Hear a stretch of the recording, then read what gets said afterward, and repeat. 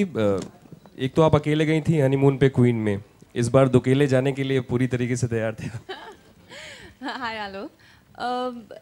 हाँ, इस बार जो है वो एक हस्बैंड वाइफ की स्टोरी है और ये मेरे दिल के बहुत करीब है क्योंकि लव स्टोरीज इतनी आती हैं हर साल, लेकिन कोई ये जो बहुत ही ट्रिकी जो ग्राउंड्स है उसमें कोई नहीं जाता है, जो शादी के बाद हमेशा हैप्पी एंडिंग करके पिक्चर ख़त्म करके साइड हो जाते हैं, लेकिन उसके बाद क्या होता है and how and what it takes to fall in love all over again, और जो कि एक बड़ा ही अर्बन और जो कि एक बड़ा ही रिलेटेबल जो इशू है मैरिजेस करके, तो उस पे ये फिल्म है। बेहद खूबसूरत लव स्टोरी है। अगर एक वाइफ के नाते आपके पति का ज़्यादा ध्यान दोस्तों में रहे तो फिर पत्नी के नाते आप क्या करना चाहेंगे? बहुत ज़्यादा ध्यान वो लगाता है अपने दोस्तों में। तो अगर आप इस फिल्म की बात कहें तो it is other way around. Manu को हमेशा लगता है कि तनु का ध्यान दुनिया में हर उस चीज़ में है जो मनु से रिलेटेड नहीं है, तो ये थोड़ा सा अलग यहाँ पे इशू है और आई थिंक फिल्म होती उसी इशू से शुरू है जो कि आपने देखा। इनको प्रॉब्लम है, इनका वेट गेन हो गया है, इनके बाल पुराने हेयर स्टाइल है, ये है वो है, तो काफ़ी नैग करती हैं, काफ़ी नैगिंग वाइफ हैं। तो आप मनोज जी से जानना चाहेंगे कि उनका क्या कहना है इस बारे में। मनु जी बताएं।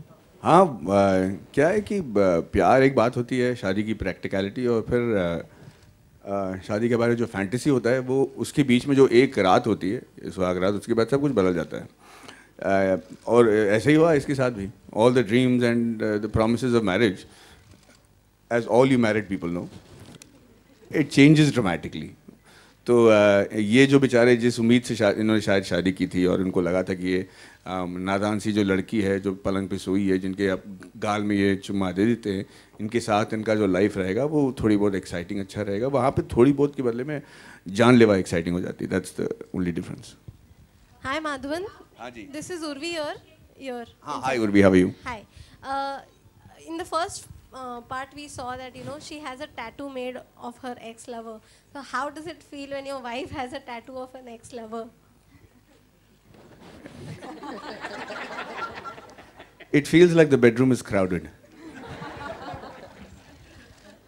So would you ever accept anybody if hypothetically if there is a situation that your partner has a tattoo of an ex-lover, do you think that they should accept? Yes, of course. I think these are scars of earlier relationships. So you just look at it as a scar. If you look at it creatively or what it implies, then there are many things that will ruin your life. So I just look at it as a scar. What do you have to say, Kangana, on the same thing? Tattoo. I mean, I have one. I don't like it anymore. So probably the other person also, if maybe. Again, the thing is that how well you know each other, that's what matters, और अगर आप tattoo मिटा देते हैं तो उससे ये तो नहीं हो सकता आप पास्ट चेंज कर सकते हैं, और करना भी क्यों चाहेंगे। I mean, आप उनको इसलिए प्यार करते हैं क्योंकि जो वो हैं और वो हैं अपने पास्ट की वजह से हैं। तो मुझे पर्सनली ऐसे कभी टैटू से या किसी और चीज़ से कभी, ये तो बहुत ही छोटे छोटे इश्यूज़ हैं। Thank you. हेलो कंगना जी, यहाँ आरती सक्सेना। हेलो, आपने 2 कैरेक्टर्स इसमें निभा रही हैं और दत्तो ज़्यादा हावी हो रही है पहली वाली पे, तो आपको क्या लगता है कि दोनों को कैसे आप मेंटेन कर पाएंगी? मुझे बहुत दिक्कत हुई इन दोनों को मेंटेन करने में, क्योंकि दत्तो इतनी अडोरेबल है, इतनी प्यारी लड़की है, और उसको इतना जो उसकी बेबाकी है, जो उसकी एक अजीब सा साहस है उसमें, जो 10,000 लोगों से भिड़ने खड़ी हो जाती है, और उसमें जो एक प्योरिटी है, और जहाँ पे तन्नू थोड़ी सी उसमें भी बहुत एक तरह से तन्नू में भी एक वाइल्डनेस है, लेकिन वो हल्की सी सेल्फिश है, वही उसकी कैरेक्टर की आर्क है। तो दत्तो के सामने तन्नू को टिकाना मेरी ज़िंदगी का सबसे बड़ा चैलेंज था। और इसमें क्वीन वाली बिंदासपना भी है दत्तो में। क्वीन का बिंदासपना? हाँ।